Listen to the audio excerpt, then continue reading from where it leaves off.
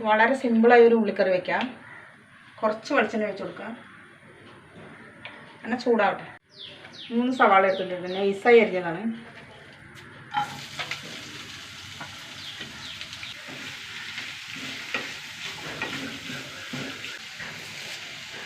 രണ്ട് കറിവേപ്പില. സവാള നന്നായി വാടി വെക്കാം. സവാള നന്നായി വാടി വന്നിട്ടാണ് പൊടികൾ ഇട്ട് കൊടുക്കുക. 1/2 ടീസ്പൂൺ മഞ്ഞൾപ്പൊടി, 1 ടീസ്പൂൺ മുളക് പൊടി,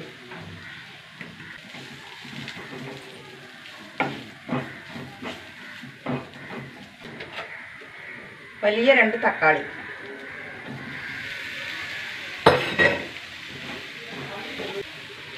കുറച്ച് ഉപ്പിട്ട് കൊടുക്കാം. തക്കാളി നന്നായി വഴണ്ട് വെട്ടെ.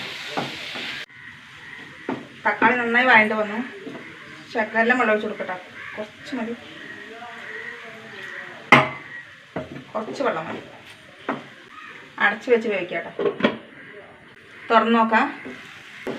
സൂപ്പറായിട്ട് എല്ലാം കറക്റ്റായിട്ട് എണ്ണയൊക്കെ തെളിഞ്ഞു വന്നത്. ഇതിലേക്ക് ഒരു 1/4 ടീസ്പൂൺ ഗരം മസാല,